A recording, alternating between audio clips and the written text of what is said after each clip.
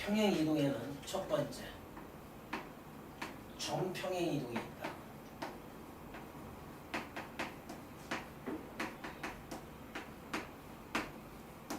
자, 어떤 점 x, y가 있어. 그죠?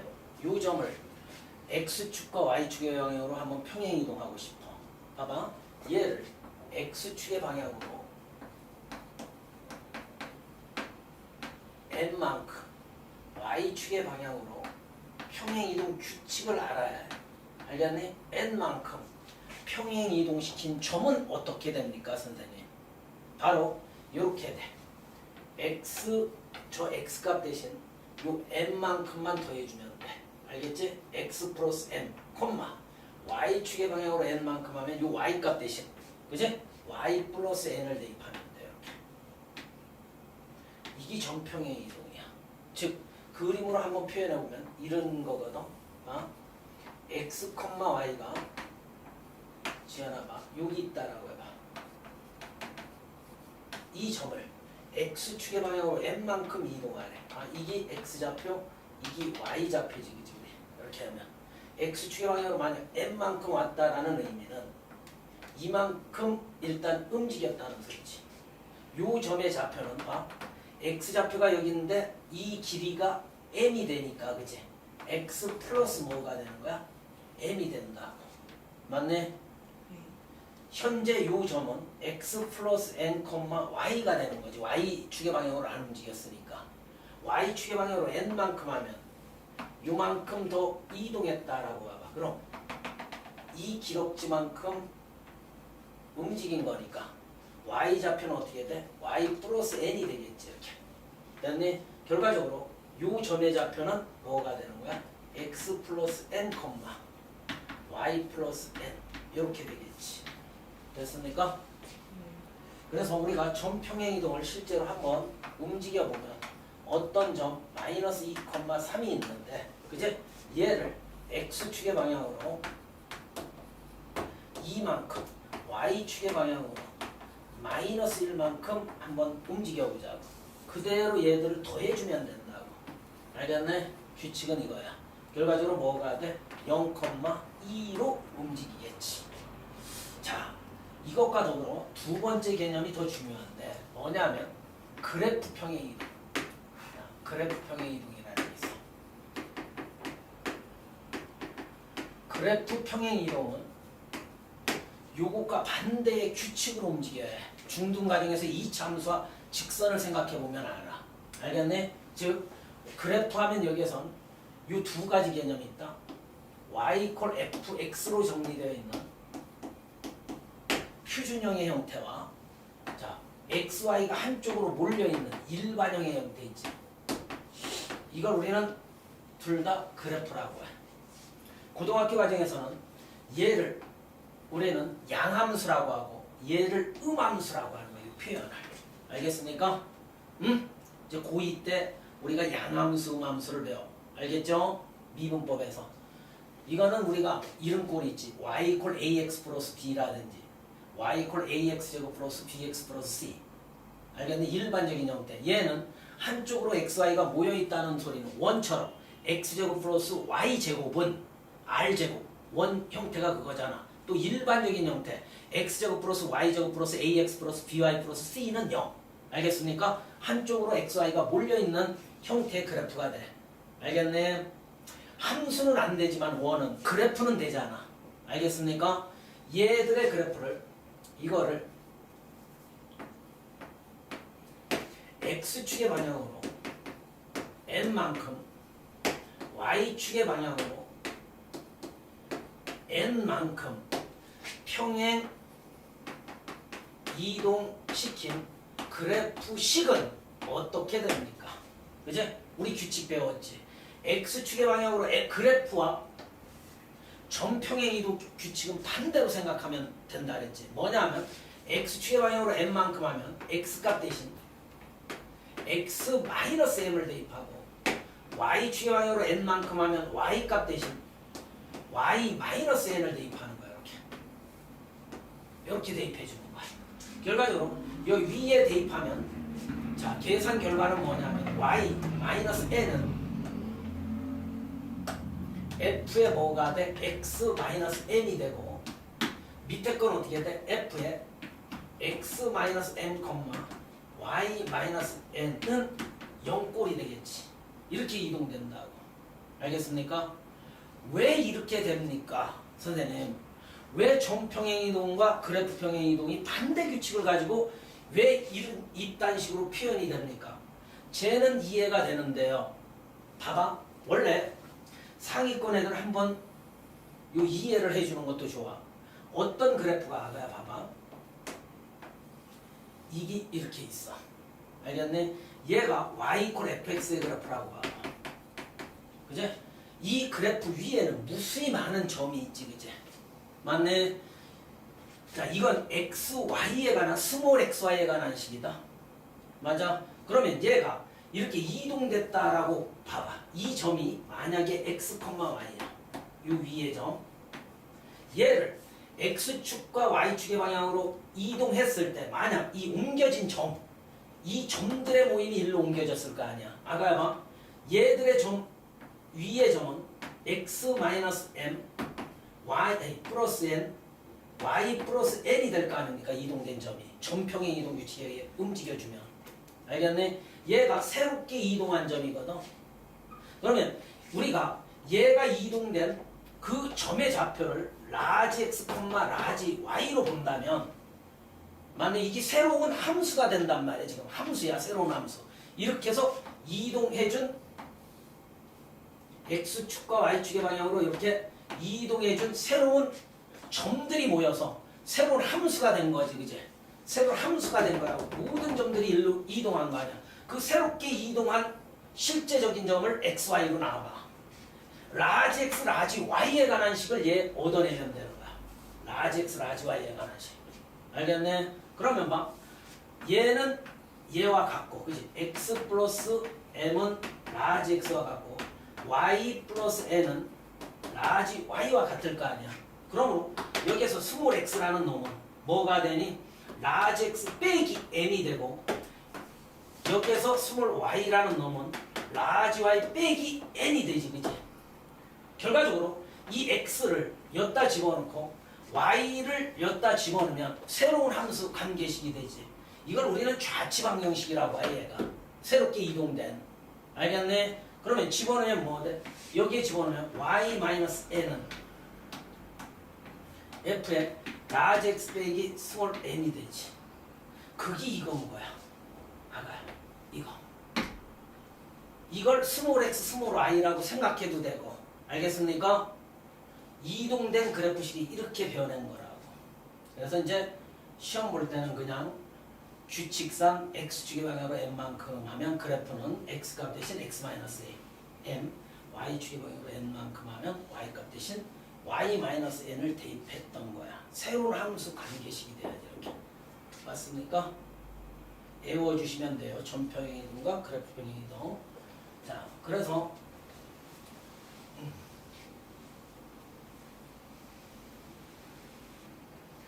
우리가 간단한 예를 들어보면 중학교 3학년 과정과 고1 때 3과정에서 봐봐.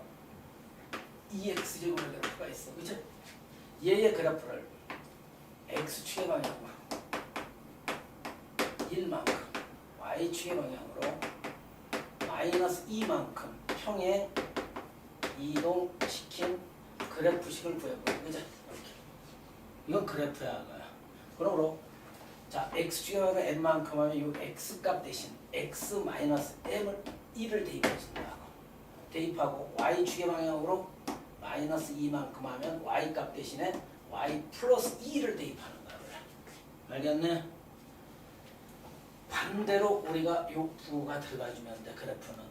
알겠죠? 그래서 저 y값 대신에 y 플러스 2를 대입하고 이 x값 대신에 x-2를 대입해주면 이거야.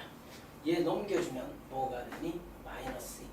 그래서 중등가정 3학년에서는 이렇게 했지. y축의 방향으로 마이너스 2만큼 하면 상수항 부분에 그냥 그 부호 그대로 더해주면 되지. 맞네? 실제적으로는 이쪽에서 2항돼서 넘어온 거라고. 알겠습니까? 요 하나의 평행 이동 규칙을 정확히 이해해주면 돼. 이해됐습니까? 그 다음 이제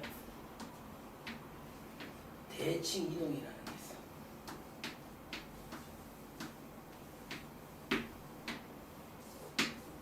대칭 이동에도 점 대칭 이동과 그래프 대칭 이동이 있는데 결과론을 먼저 말하면 점과 그래프를 대칭 이동하는 규칙은 똑같아 얘들아.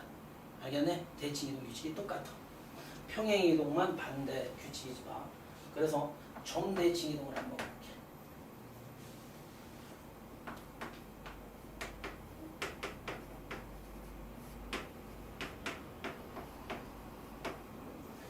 자,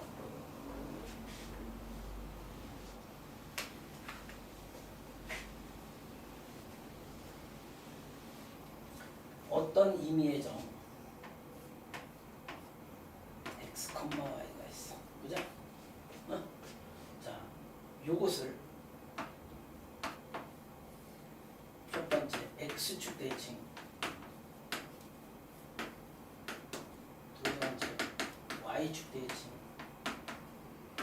세 번째 원점 대칭,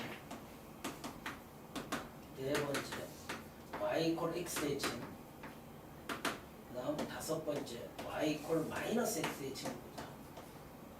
알겠네? 일반 기본 대칭 이동이 얘다. 우리가 이게 점 대칭 이동인데 봐봐. x축 대칭하면 요 세 가지는 중1 때 배웠다. 이 점을 x축 대칭 이동해주면 y좌표 대신에 뭐가 될때? 마이너스 x, 마이너스 y가 되지. 왜요? 실제적으로 봐봐.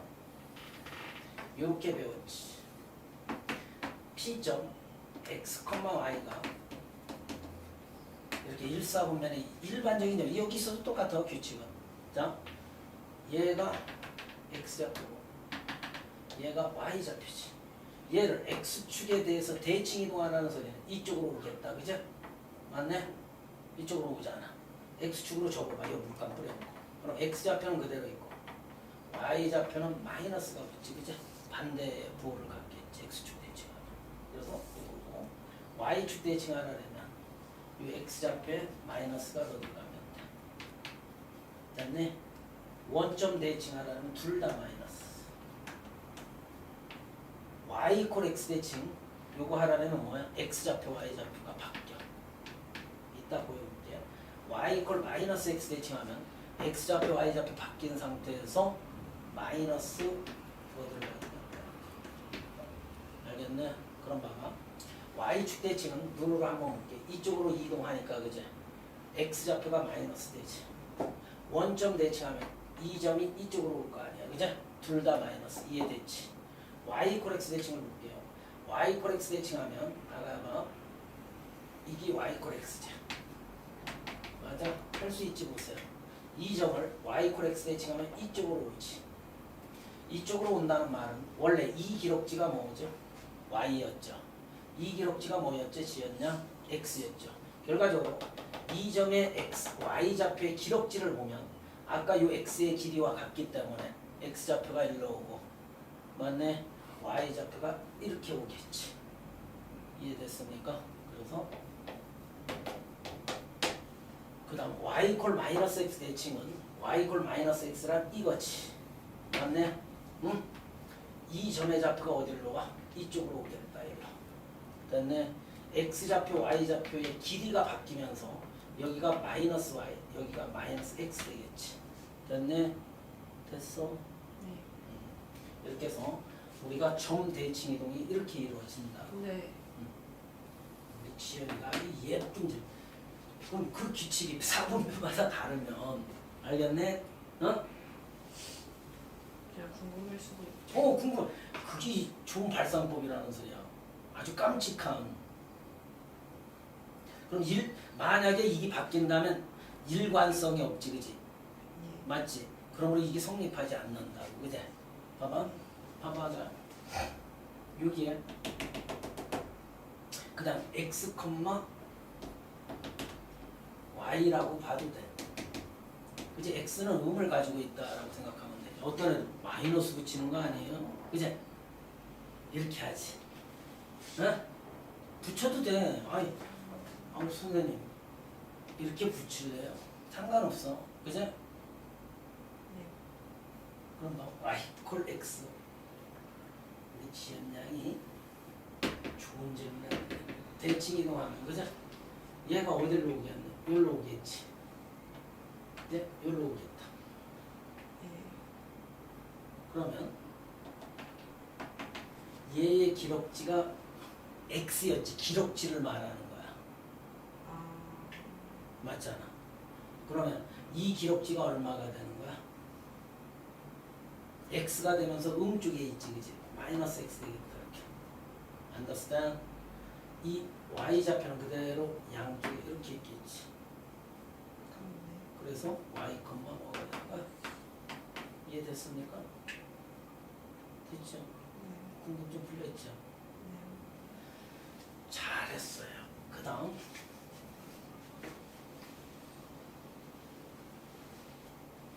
두 번째. 미안해. 쓰기 싫으니까. 그래프 대치 이동도 한꺼번에 하자. 그래프. 요 쓴 게 아깝잖아. 그죠? 그래프랑 두 가지가 있어. y 권 fx. f의 맨 윗것과 아래 거의 차이점은 알겠네? 이건 함수야, 함수. 그래서 그래프가 되는 거야. f 펑션 x, y를 그제? 아까 일반적인 형태로 보면 된다고. 이 두 그래프도 규칙이 같다며, 그제? 네.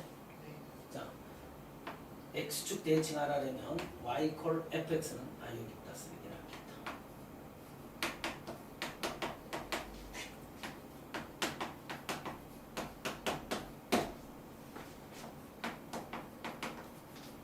그죠? 자, x축 대칭하면 y 좌표에 마이너스 이렇게 들어가야 됩니다. 됐습니까? 네. y축 대칭하면 x 좌표에 마이너스.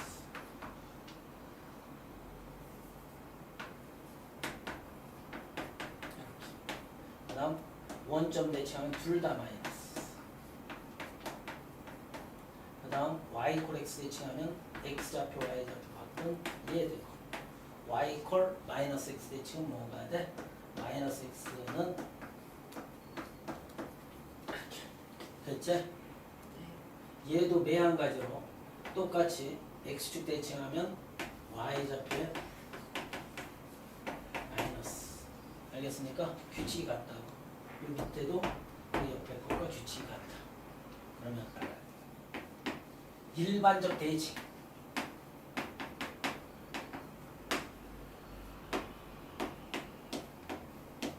어떤 애들은 이거 공식을 만들어낸다 애우는데 애우면 안 돼. 이해로 풀어주는 게 좋아. 알겠어? 만약에 이거 봐봐. 첫 번째. 봐봐. 우리가 A, P가 이렇게 있다. 요 점이 이렇게 있어. 여기. 이거를 따라합니다.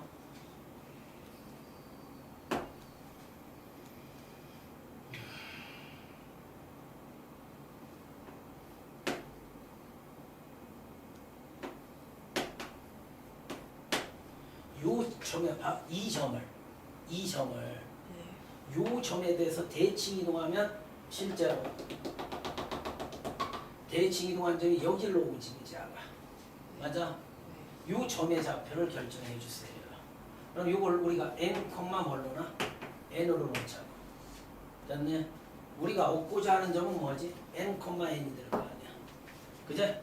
n, n을 a, b와 알파, 베타에 관한 식으로 표현할 수 있다. 대칭의 의미는 따라합니다. 이 기록지와 이 기록지가 어때요? 같겠죠. 네. 길이가 같다라는 의미는 이 알파, 베타가 뭐죠? 중점이 되는 거지. 맞지? 뭐와 뭐의 중점이야? 얘와 얘의 중점이잖아. 거기에서 m을 구해주는 거야. 알겠습니까? 이 점은 결과적으로 얘와 얘의 중점이니까 2분의 자, 요거 두 개 더한 거, 그지? n 플러스 a가 되고 y 좌표는 2분의 n 플러스 b가 될 거 아니야. 중점의 좌표 공식이겠지. 됐어? 네. 됐어? 그러므로 이 m을 구해주시면 실제로 요 m이라는 놈은 요 봐. 이 좌표와 이 좌표가 같아야지. 양쪽에 2 곱하면 뭐 되니? m은 2알파에 그제? 요 a 넘어가면 마이너스 a가 되지. 요 m이라는 거. 됐네? 그 다음 이 좌표가 같아야지 그지 중점. 실제로 우리가 중점으로 간 거니까. 됐네? 그럼 요 n은 요 2 곱한 다음 b 넘어가면 n은 뭐가 되니? 2베타 마이너스 p가 되지. 이해됐습니까? 중점의 논리 너 대칭의 의미는 일단 거리가 어때야 해요? 같은 지점에 있어야지 그제? 거리가 같다라는 의미는 중점의 원리를 이용해서 우리가 이걸 이끌어낸다. 알겠네? 어떤 애들은 이걸 아예 에어버리는 애들이 있어. 미친 애들이지. 아니라. 이해됐습니까? 이해됐어요? 안 됐어요? 됐어요. 그 다음 두 번째.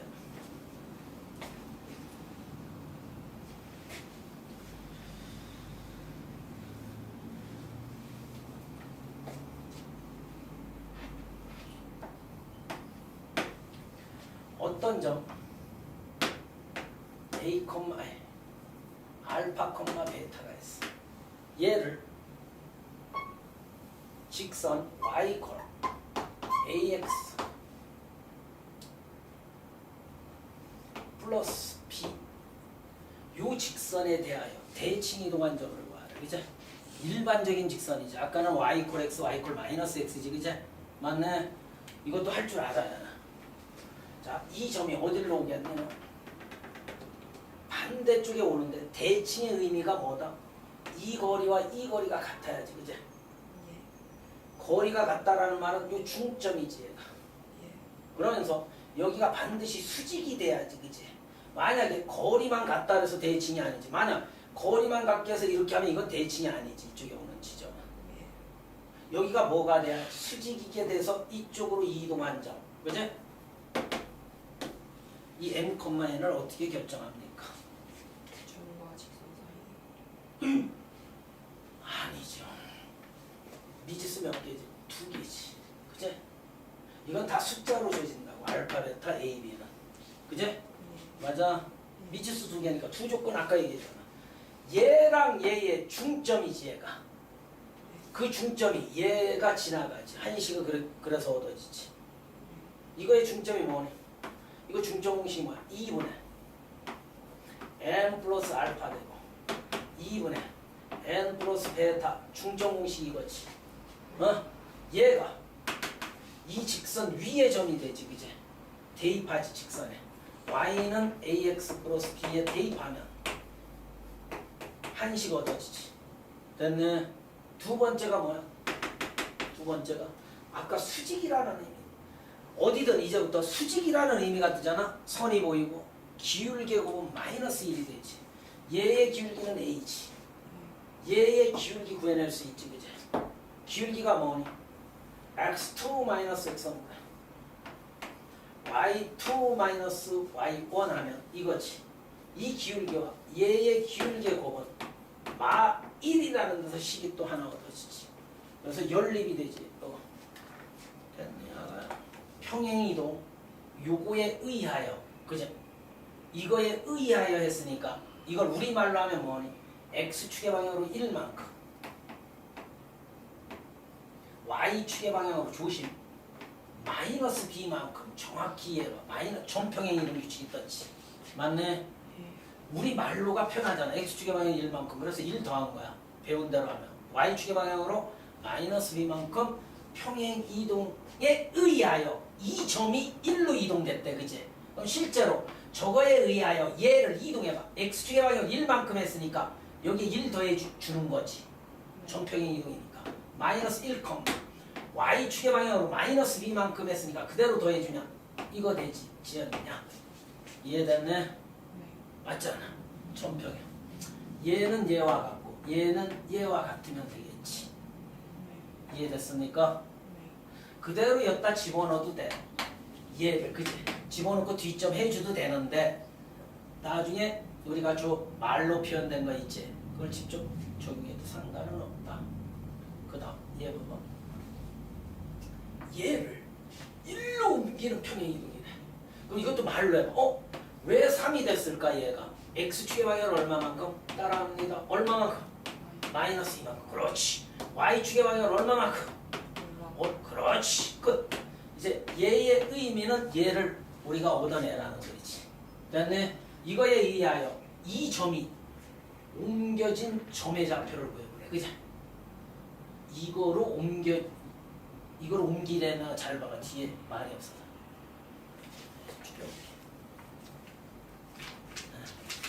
원래 이게 두 문제가 있어서 그래. 그냥 이걸로 옮겨진 점의 좌표네. 그죠? 맞네. 즉 쟤를 이동하면 어떻게 돼? x축의 방향으로 마이너스 2만큼이니까 마이너스 1,2가 되겠다. 그죠? 이거 옮겨진 거. 원래 이거 한자를 우리가 생각해보면 집합하면 모여있다라는 의미를 가지고 있거든. 그런데 모여있다 해서 집합이 되는 건 아니야. 알겠네? 집합이 되는 게 아니라고. 바로 자, 집합은 대상 하나하나를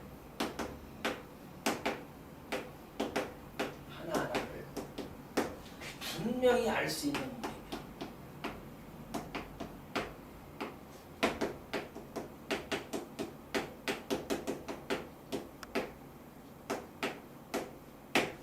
대상 하나를 분명히 알지 못한다면 집합이 될 수가 없어. 그지? 그래서 예를 들어 예쁜 꽃들의 모임 봐.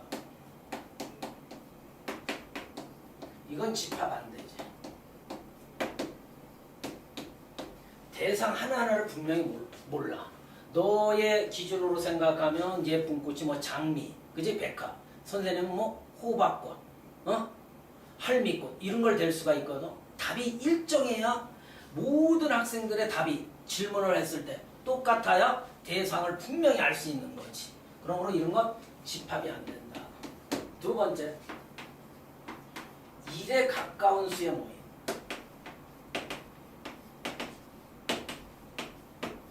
이것도 집합 안 돼. 맞지? 집합 안 돼. 1에 가깝다라고 하면 초등학생들한테 물으면 그지? 이요. 왜? 음의 정수 0 이런 걸 안 배웠으니까. 그지? 맞네? 중학교 1학년한테 물으면 그지? 뭐 2분의 1, 0.5. 그지? 중3한테 물으면 0.00000000 그지? 9. 이런 식으로. 멀어지네 조금씩. 그지? 1.00000001 이런 게 가깝지, 그지? 근데 정답은 아니지, 그지? 내가 그거 됐으면 넌 다른 것도 될 수도 있잖아. 자, 마지막으로 이런 건 저기 됐지. 자, 10 이하의 소수의 모임. 여기에서도 이 소수의 의미가 우리가 옛날에는 아이들이 많이 요거 틀리는 경우가 있는데 뭐냐면 초등학교 때 0.1, 0.2 이런 거 있잖아. 엄밀히 말하면 그건 소수야. 소수. 시옷자가 붙어. 소수는 여기에서의 소수는 뭐를 의미하는 거야? 1과 자기 자신만을 약수로 갖는 수 있지. 맞아? 그래서 10 이하의 소수하면 2, 3, 5, 7 요 4개가 되지. 그치? 이렇게 대상 하나를 분명히 알 수 있는 모임을 우리는 뭐라고 한다? 집합이라고 하는 거야. 이때 집합에는 원소가 반드시 있거든. 원소의 의미. 원소란 뭐를 원소라고 하지? 집합을 이루는 대상 중 하나하나. 집합을 이루는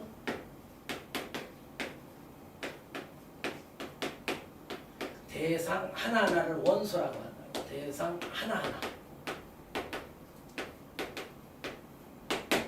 그제? 즉 이런 것들을 우리는 대상 하나하나를 뭐라고 하는 거야? 원소라고 하는 거야. 알겠죠? 집합 안에만 있어. 집합이 되지 않는 곳에는 원소라는 의미를 못 쓰지. 맞습니까? 즉 대상 하나하나가 원소야. 이때 이 집합과 원소는 아주 밀접한 관계에 있다. 그제? 금방도 집합 안에 원소가 있다며. 자, 집합과 원소의 관계를 한번 알아보자고.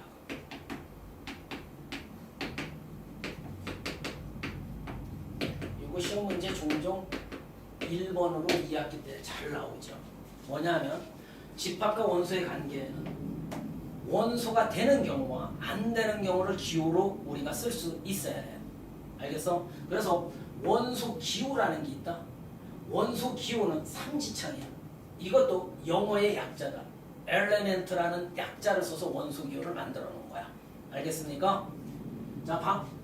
그리고 원소는 영어의 알파벳에 소문자를 일반적으로 원소로 쓰고 대문자는 집합을 의미해. 그것도 약속이야. 알겠습니까? 그래서 만약에 A가 집합 A에 원소가 될 경우는 삼지창 얘가 들어간다. 두 번째, 만약에 원소 A가 집합 A에 원소가 되지 않을 때는 유기호를 쓰는 거야. 원소가 아니다. 알겠네? 다시 한번 읽는 방법은 두 가지겠네.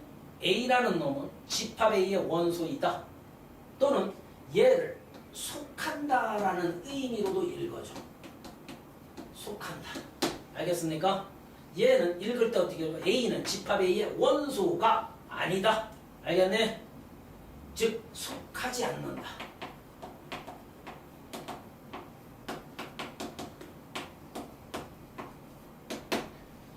맞죠? 이렇게 해서 만약에 자, 이 10 이하의 소수의 모임을 집합 A로 우리가 일반적으로 놨을 때 얘와 얘의 관계를 한번 기호로 써볼게. 2는 A의 원소 되지. 맞지? 1은 A의 원소가 아니지. 이 의미만 알면 되는 거야. 알겠습니까? 이때 네 번째 배워야 할 것은 우리가 지금까지 이 집합을 규칙 없게서 내는 무조건 나열해 놨거든. 알겠네?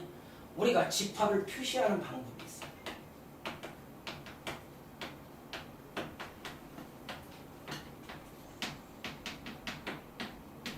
집합을 표현하는 방법에는 세 가지가 있다. 뭐가 있네?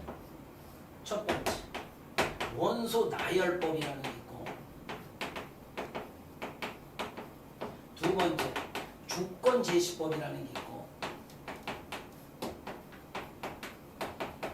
세 번째, 벤 다이어그램이라는 게 있어. 벤 다이어그램. 표현 방법이 다를 뿐이야. 그죠? 우리가 원소 나열법은 이 안에 뜻이 들어있지. 집합을 이루는 원소들을 집합 기호 안에 이 중괄호를 이제부터 집합 기호라고 한다. 알겠네? 이게 집합 기호야. 대괄호 쓰면 안 돼. 소괄호 쓰면 안 돼. 알겠습니까? 이 집합 기호 안에 나열하는 방법을 의미해. 즉, 한 예로 10 이하의 소수의 모임이 A 집합이라고 놨어, 선생님이. 이 A 집합을 원소 나열법으로 나열해 보세요. 예쁘게 표현하는 방법이 이거지. 이건 집합이 아니야, 이제부터. 자, 2, 3, 5, 7 이렇게 나열하는 것을 우리는 원소 나열법이라고 해. 알겠습니까? 그 다음 두 번째, 조건 제시법은 참 중요한데 얘는 꼭 한 문제 출제돼. 집합을 이루는 원소를 우리는 일반적으로 집합교 안에 여기 봐. 이게 집합교야. 얘도 있어야 해. 무조건 집합교가. X바 X는 이 틀이 바로 일반적인 형태의 조건 제시법에 X바 X는 원소들이 가지는 공통된 성질, 원소들이 가지는 공통된 성질을 써주면 돼. 이게 조건 제시법의 일반적인 틀이야. 즉, 얘 볼게. 얘를 조건 제시법으로 나열해버려. X바 X는 이 원소들이 가지는 공통된 성질은 뭐니? 10 이하의 소수 또는 7 이하의 소수, 8보다 작은 소수. 됐습니까? 그런 것들이 들어가도 되지.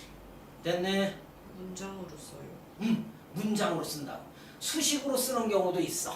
알겠습니까? 그래서 우리가 이 조건제시법의 틀은 얘만 있는 게 아니야. 이 조건제시법을 우리가 이렇게 문제 만들어 볼게 봐봐. 이런 식으로 시험 문제 잘 출제된다. 예를 들어 A 집합이 자 0, 1로 이루어져 있고 B집합이 자, 1, 2, 3으로 이루어져 있대. 이렇게. 알겠네? 이때 C집합은 X, Y 바 이렇게 들어가면 순서쌍을 원소로 갖는다는 소리야. 알겠습니까? 조건 제시법의 틀이라고. X, Y 바하면 이 X, Y를 구해서 순서쌍으로 꼭 나열하라는 소리야. Y 바하면 Y를 원소로 갖고 X 바하면 X를 원소로 갖는다는 소리야. 알겠습니까? 꼭 기억해 주셔야 해.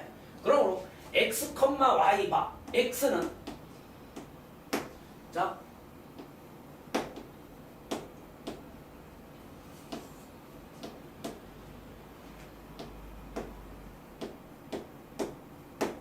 단 N은 A의 원소, M은 B의 원소 이렇게 만들어놨다라고 해봐.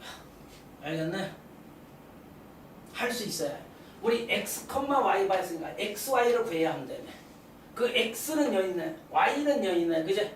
그런데 X는 2 곱하기 N이니까 이 N의 의미는 뭐의 원소들이래? A의 원소래. 그러므로 이렇게 할 수 있다. N이 0이고 N이 1일 때, 그치? 순서쌍이 몇 개? 얘일 때, 얘일 때, 얘일 때, 얘일 때, 얘일 때, 얘일 때 이 X, Y를 다 구해봐야지. 맞아? 한 예로 0이고 1이면 얘가 0이고 1이면 요거 원소 나열법으로 나열하면 얘가 0이면 0, 얘가 1이면 3 되지. 이렇게. 그다음에 0이고 2면 저희 1, 2, 3 될 수 있다며.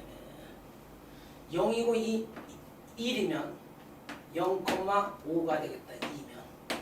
그 다음 0, 얘 3이 여기에 7 되겠다. 이렇게. 그 다음 1일 때 얘가 1이래. 그제? 1이면 뭐니? 2, 요 홀수들을 보면 되겠다. 이렇게. 근데 만약에 하다가 답이 중복된 순서쌍 그거는 하나로 취급하는 거야. 하나는 뭐예요? 그렇지. 원소 나열법의 그것도 특징이야. 우리가 같은 원소를 예를 들어 어떤 집합 A가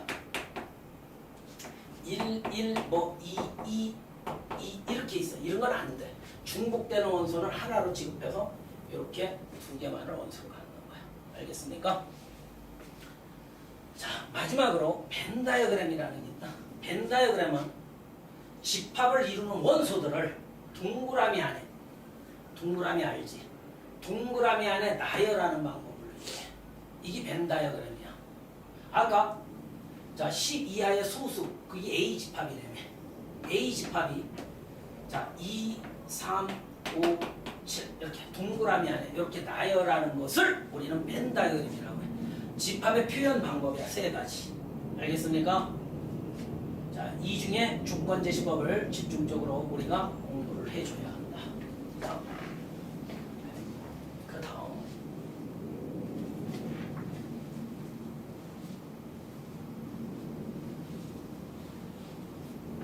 집합의 종류를 보면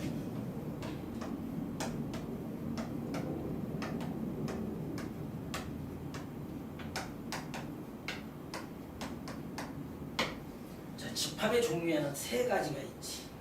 알겠네? 뭐 있지? 해봐. 배웠잖아. 상기시켜. 방금 배워요? 집합의 종류. 유한 집합.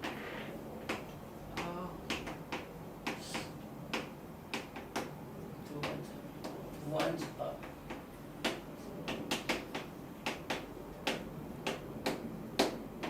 세 번째, 문집합이라는 게 있어. 됐어? 기억나죠? 네. 집합의 종류와 집합의 연산은 달라. 연산.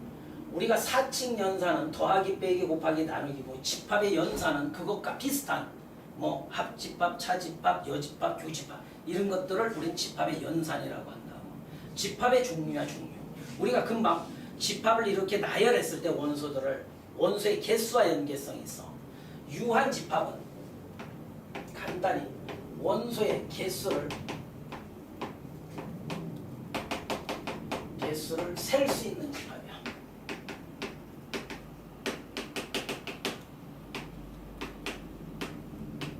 몇 개다라고 셀 수 있는 집합. 간단히 예를 들어 아까 했던 자 A 집합이 2, 3, 5, 7 있잖아요. 그냥 원소의 개수 셀 수 있지. 몇 개? 4개. 이렇게 셀 수 있는 집합을 유한집합이라고 한다. 무한집합은 무한의 의미와 유한의 의미, 끝이 있고 끝이 없으니까 무한하니까 원소의 개수를 셀 수 없는 집합. 즉 예를 들어 A 집합이 B 집합이라고. B 집합이 X와 X는 2의 배수. 자, 얘를 원소 나열법으로 나열해보면 2, 4, 6, 8, 10에서 끝이 있어 없어? 없지. 그런 거 원소의 개수를 셀 수 없으므로 무한집합이다. 그러나 공집합은 기호도 잘 알아둬야. 공집합의 기호는 얘다. 알겠네?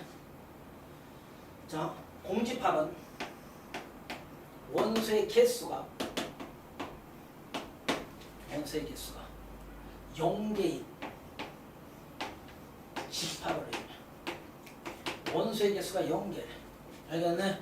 그걸 우리는 공집합이라고 해요. 예를 들어 C집합은 X와 X라는 놈이 0과 이거를 만족시키는 X는 자연수. 그제? 이거 원소 나열법으로 나열하면 막 X가 있으니까 X 구해야지. 근데 원소 나열법으로 쓰인 집합은 무한집합은 못해요. 원소 나열법으로 할 수 있지. 원래 이거 원소 나열법으로 나열하면 아까 봐봐 2, 3, 6, 8 해서 무한히 갈 때는 이렇게 점을 찍어주는 거야. 원소 나열법으로 나열하면 점을 찍었다라는 소리는 끝이 없다라는 의미지. 됐네? 됐네 아가야? 자 얘는 봐. 요 사이에 자연수 있어 없어? 없지. 이런 집합을 우리는 공집합이라고 한다. 원소가 하나도 없어. 잘 들어. 이렇게도 표시하지. 공집합은 원소가 없다라는 의미에서 이것도 공집합이야. 알겠습니까? 저렇게 공집합 기호를 쓰기도 하지만 이렇게 표현되어 있는 것도 공집합이라고 할 수 있다라는 사실이지. 여기에서 주의할 점이 하나 있다. 아주 중요하지. 주의. 공집합은 유한집합이 될 수 있다.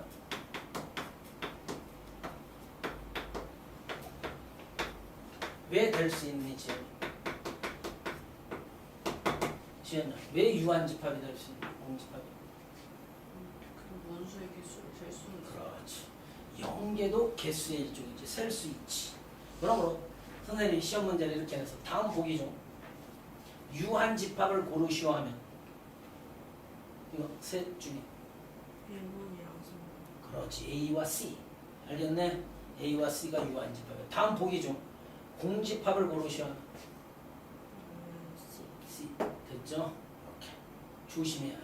공집합은 유한집합이 될 수 있다. 됐어? 예. 할 수 있겠습니까? 예. 자, 이때 우리는 여기에서 유한집합은 원소의 개수를 셀 수 있다면, 그제? 그래서 유한집합의 원소의 개수를 기호로 쓰는 말. 유한집합의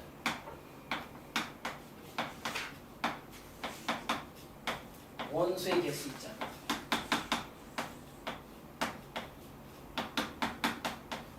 개수를 기호로 쓰면 이거다. 유한집합 A가 있어.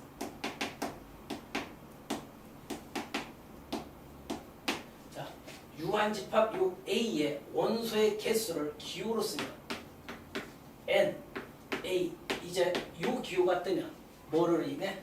A집합의 원소의 개수를 의미해. N자는 number, 수의 의미도 있잖아. 수. 그거의 약자야. 유한집합의 원소의 개수. 됐네? 됐네? 예를 들어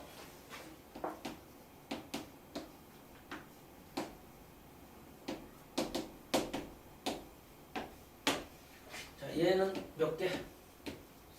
세 개. 그다음 n에 얘는 몇 개? 한 개. 그 원소의 개수 0개. 얘는 주식. 한 개. 이건 한 개지. 이 두 개는 조심해야 돼. 얘는 이게 소가로니까 그제 A 집합의 요 집합의 원소의 개수라고. 이건 공집합이지. 하지만 얘는 집합 비호 안에 그제 공집합과 똑같이 생긴 원소 하나가 들어있는 거야. 똑같이 생긴 원소야 원소. 알겠네? 그래서 한 개라는 사실 요거 조심스럽게 접근해 주셔야 합니다. 됐어? 이제 우리가 여기에서 유한집합의 원소의 개수도 끝났지. 그죠? 가장 중요한 건 오늘 배우는 것 중에 부분집합이야. 부분집합. 부분집합은 참 많이 나오고 활용도도 많이 활용돼. 그죠? 자, 이거는 간단히 말하면 어떤 집합이 있는데 부분이냐, 그지? 우리가 그림을 그릴 때도 선생님 이 안에 그림을 그리고 싶어. 이 안에. 그죠? 이 원 안에 그림을 그리고 싶어. 그러면 이런 부분들은 우리가 일부분이라고 하지. 그죠? 원의 일부분. 그죠? 이게 전체면 얘들은 부분이 되잖아. 결과적으로 간단히 우리가 부분집합을 말하면 집합의 일부분을 의미해. 일부분. 집합의 일부분. 자, 그러면 부분집합은 기호로 이렇게 써. 두 집합 사이의 관계겠지. 집합 대 집합 사이의 관계야. 부분집합이니까. 맞아. 어떤 집합이 A고 어떤 집합이 B가 주어졌을 때 부분집합 비호는 요걸 써서 나타낸다. 알겠습니까? 네. 자, 원소 기호하고는 달라. 어? 자, 이거 읽을 때 집합 A는 집합 B의 부분집합이다. 이렇게 읽어주기도 하고 얘는 원소보다 큰 의미를 가져. 큰 의미. 원소는 아까 속한다 그랬지, 그치? 얘는 포함된다로 읽을 수 있어. 읽는 방법도 잘 봐. 집합 A는 집합 B에 포함된다야. 속한다가 아니야. 왜? 원소가 속한다지 집합 대 집합은 속한다가 아니겠지. 포함된다. 알겠습니까? 이 포함된다. 부분집합이다. 얘를 우리가 표현하는 거 봐. 일단 저 부분집합의 뜻을 우리가 우리말로 써볼게. 우리말로 쓰면 이거야. 집합 A의 모든 원소가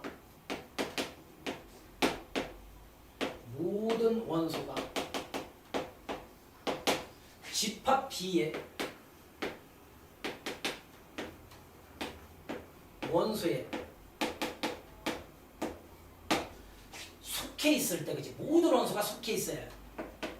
속할 때 집합 A의 모든 원소가 하나도 빠짐없이 집합 B의 원소에 속해 있을 때 우리는 집합 A가 집합 B의 부분집합이다 또는 포함된다라는 의미를 써. 알겠습니까? 네. 알겠어요? 네. 자, 이것을 우리는 두 번째 조건제시법으로 표현하면 이게 더 중요해. 이거거든. X바. 알겠네? X는 A의 원소. 그제? 요것이면 그 X 또한 B의 원소이다. 참 중요하다 이건 이제. X바 하면 뭐를 원소로 가자? X를 원소로 갖는다며. 그 X가 A의 원소이면 했어. 이면 그지? X가 A의 원소이면 그 X, 요 앞에서 X는 B의 원소도 된다라는 의미지. 즉 집합 X의 모든 원소가 그제? 집합 B의 원소에 속해 있다라는 의미와 같죠. 이제 이 표현이 문장에 보이면 A가 B에 뭐다? 포함된다. 부분집합이다 라는 의미를 갖는 거야. 알겠네? 세 번째 표현은 벤 다이어그램도 잘 봐요. 벤 다이어그램으로 표현하면 A 집합이 B 집합에 포함된다가 이거야. 됐습니까? 이해됐죠? 이때 우리는 네 번째 부분집합에서 주의할 점, 아주 중요한 성질. 성질 두 개가 있는데 잘 들어. 이 두 개를 우리가 잘 알아요. 자기 자신은 만약 집합 A가 있어. 자기 자신은 자기 자신의 부분 집합이 돼. 알겠네? 그리고 공집합이라는 놈이 있어. 공집합은 모든 집합에 포함돼. 부분 집합이 돼. 이 두 가지 사실 꼭 기억해 주셔야 합니다. 알겠습니까? 네. 부분 집합. 됐어? 예를 들어 여기 볼게요. 다 아는 게 모르는 게 저기 기집애도 알아요. 예전에 배운 건지 기억나? 네. 용어들이 기억나야지 뭐. 기억나요. 그럼 그 다음 뭐 네가 얘 들어. 빨리 들어봐 얘. 월드 언제 그 다음에 뭘 선생님이 할지. 부분 집합의 이시. 여기 봐. A 집합이 A, B, C야. 얘의 부분 집합을 모두 쓰래. 부분 집합을 모두 구하시겠어. 네? 그러면 조금 이런 건 정확하게 하기에 개수 있지. 원소의 개수 순서대로 써주면 돼. 원소의 개수가 하나도 없을 때 공집합은 얘의 부분 집합 되지. 됐네? 네. 그 다음 원소가 한 개인 거. 꼭 집합 비호가 들어가야 해. 이거 그죠? A 원소 하나인 거 B. 왜? 집합 대 집합의 부분 집합 관계는 저 집합 비호가 없으면 안 돼. 알겠네? 꼭 들어가 주셔야 합니다. 그 다음 원소의 개수가 두 개인 부분 집합 A, B, B, C, C, A 요거 있지 그죠? 원소의 개수가 두 개인 거. 원소의 개수가 세 개인 거 A, B, C가 있겠다. 그래서 우리가 하나, 둘, 셋, 넷, 다섯, 여섯, 일곱, 여덟 개를 반드시 봤네. 맞아요? 예. 어렵지 않죠? 예. 됐네. 자, 이제 부분 집합을 원소와 접목해서 이 문제가 이제 더 중요한 문제가 되겠지만 A 집합이 갑니다.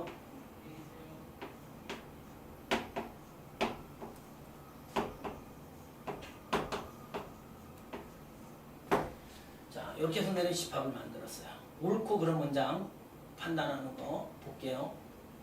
여기서 원소는 몇 개죠? 원수요. 하나, 둘, 셋, 네 개. 네 개죠. 원소의 주관만 있다면 이거 틀릴 수가 없지. 잘 봐. 하나, 둘, 쓰리, 4개라고 해. 이것도 원소의 일종이야. 그치? 네. 이 큰 게 집합이니까. 됐어? 선생님이 뭐를 내려고 하는지 너에게 인지시키려고 하는지 알지 있냐나. 네. 뭐냐면 이거 맞나 틀리나 봐. 맞아 틀려. 맞아요.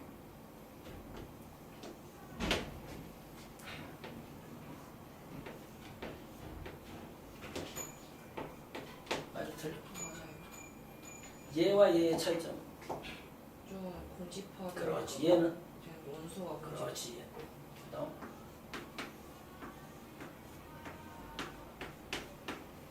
맞아 틀려. 맞죠. 얘는 저 기호가 좀 오늘 실수하지 않는데 다 잘하는데 어이구. 이제 뭐 점점 하나 보자.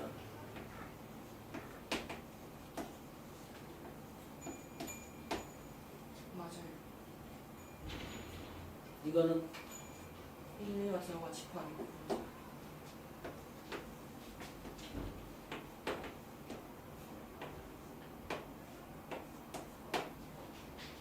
맞아요. 원소 있어.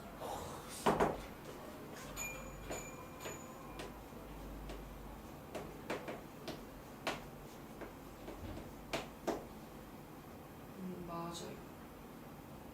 이제 얘를 원소가 이제 실수할 만한 것들이죠, 그죠? 진 부분 집합이라는 거.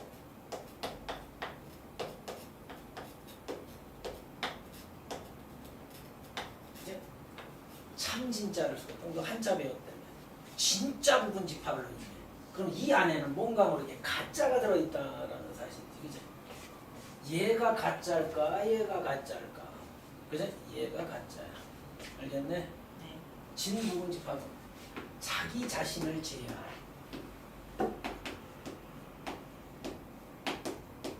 자기 자신을 제외한 부분 집합.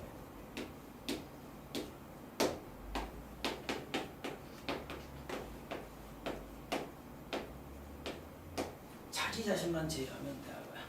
알겠습니까? 됐어? 자, 그래서 우리가 이제 봐봐.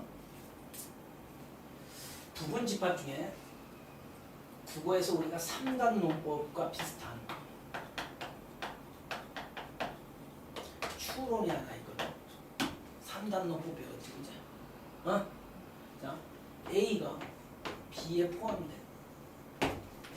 포함되고 B가 C에 포함돼. 그죠? 네. 따라해봐. A가 B에 포함돼. A가 B가 C에 포함되냐? 요거 되면 뭐가 뭐에 포함돼? A는 C에 포함된다. 맞아? 네. 그거 알잖아. A가 B에 포함되다가 B는 C에 포함돼. 고로 A는 C에 포함된다. 됐네?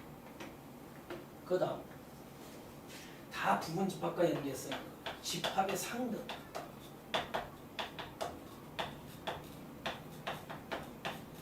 상등이 뭐야? 두 집합이 같을 조건이지. 즉 A 집합과 B 집합이 같대. 같다라는 의미는 그제 우리말로 하면 집합 A의 원소와 집합 B의 원소가 같은 걸 우리는 같다라고 하지. 그제? 예를 들어 A 집합이 1, 2야. B 집합이 1, 2야. 맞네? A와 B 집합은 같다라고 할 수 있지. 됐어? 여기서 집합에서 같다라는 의미를 말로 하면 원소들이 똑같으면 같은 것이지. 부분 집합 관계로 얘를 설명할 줄 알아. 아주 중요한 겁니다. 이 기호가 뜨면 A가 뭐에 포함되고 B에 포함되고 B가 또한 A에 포함되잖아. 그죠? A도 B에 포함돼. B도 A에 포함되면 우리는 A 집합과 B 집합이 같다라는 정의야, 얘가. 알겠습니까? 됐어요? 얘 봐봐. A가 B에 포함되지. B가 A에 포함되지. 고로 A와 B가 같다라는 사실. 이게 집합의 상등의 정의라는 사실을 꼭 기억해 주시기 부탁드릴게요. 이 문장이 뜬다.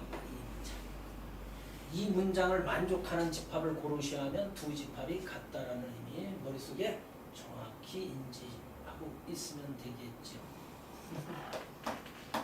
시 같은 게 있었어요. 응? 시 같은 게 있었어요.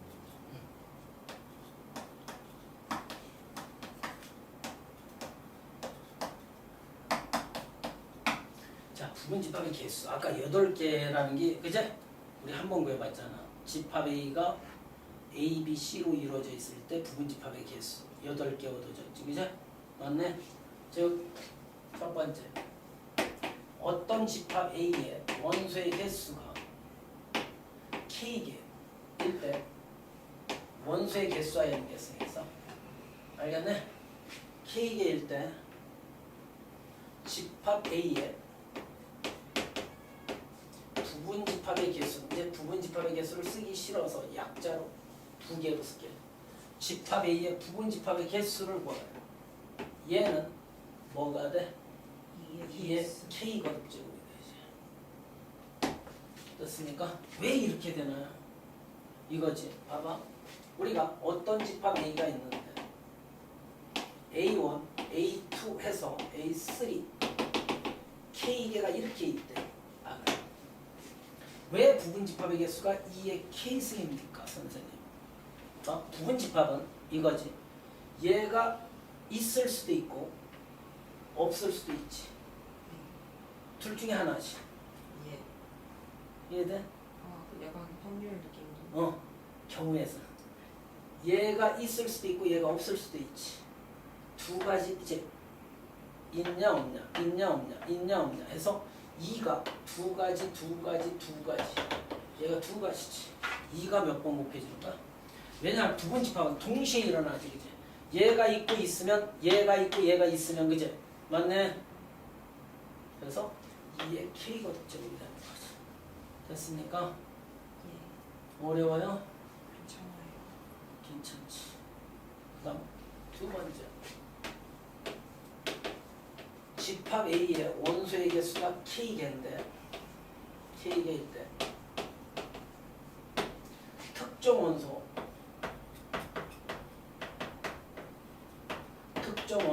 R개를 포함하는 이게 중요하다. 포함하는 부분 집합의 개수는 특정 원소 R개를 포함하고 있다. 맞네? 특정 원소 R개를 포함하고 있다.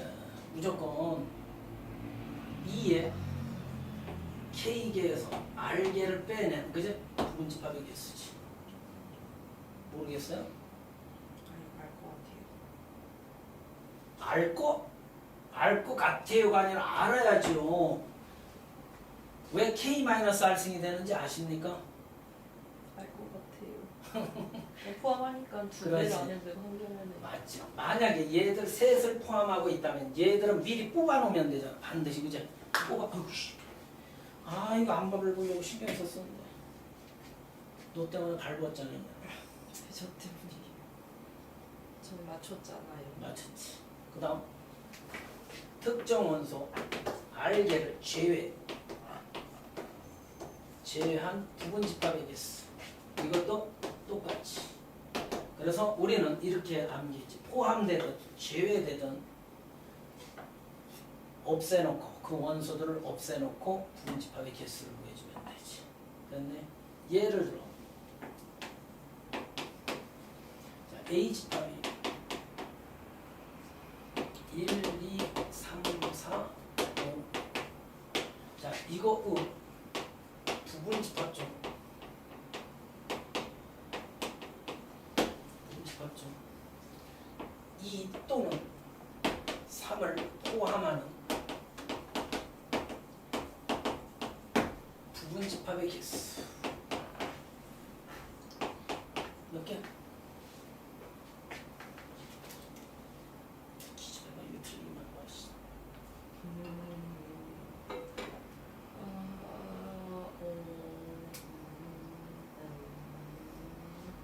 모르겠는데. 아이씨, 왜 몰라? 저거를 또는으로 가야 되지. 2 또는 3을 포함하는 부분 집합이 있어. 순수하게 풀면 너무 많지.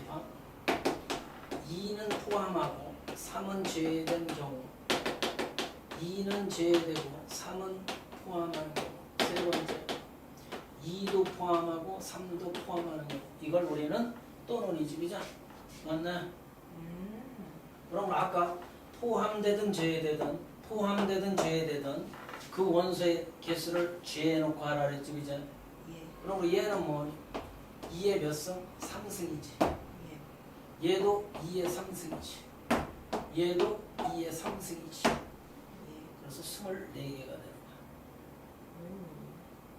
이 문제를 이렇게 푸는 아이들도 있지. 또는의 의미는 적어도 하나를 포함하는 경우지. 둘 다 포함하지 않아. 그렇지. 이게 적어도 이런 문제도 있어. 적어도 하나를 2와 3을 적어도 하나 포함하는 부분 집합의 개수하면 얘와 다른 똑같이. 그러므로 적어도의 의미가 있으니까 여사건을 이용하는 거야. 여사건. 모든 경우의 수가 2의 5승이지. 빼기 2와 3을 동시에 포함하는 그제? 아니지. 2와 3이 아예 없는 제외된 부분 집합의 개수를 빼주면 되지. 네. 그제? 그러므로 2의 3승을 빼주면 되겠지. 됐습니까? 이렇게 요 사건을 도입해서 대부분 풀어놨단 말이야. 됐습니까? 어려워요? 괜찮아요. 만약에 얘의 그냥 진부분 집합의 개수를 구하시면 답이 뭘까? 2의 5승 마이너스. 그렇지. 됐어? 그 다음 마지막으로 요 예 볼게요. 이거 못 맞추면 넌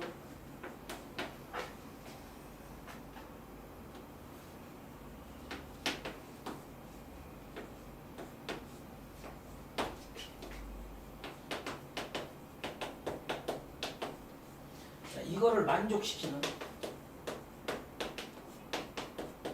집합 x의 개수를 구하라.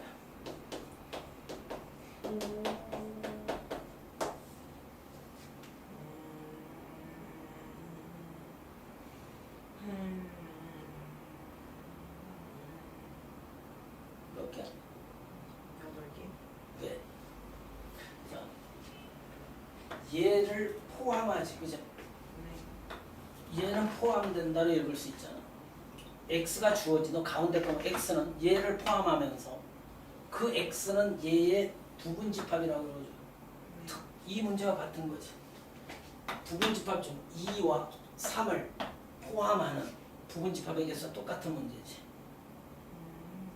1, 2니까 얘는 2, 3이고 그렇군요. 그래서 8개가 되지. 그리고 규칙을 발견해도 돼.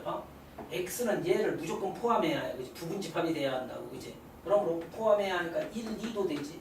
1, 2는 1, 2, 1, 2는 1, 2, 3, 4, 5. 그지? 그 다음 1, 2, 3 이렇게 예를 들어봐 몇 개만. 그지? 그럼 이 x집합은 반드시 1, 2는 가지고 있어야 한단 말이야. 쟤를 포함해야 하니까. 그러니까 특정 원소를 포함하는 얘의 부분집합이 된다고. 이해됐습니까? 예. 됐어요? 예. 자, 잘하셨어요 오늘도. 그래서 부분집합까지 이제 끝났죠.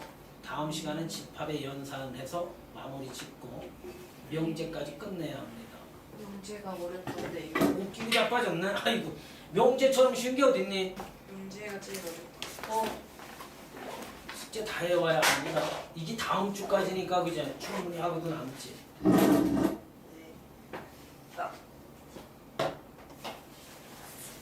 월요일 날은 오늘 숙제 다 하냐.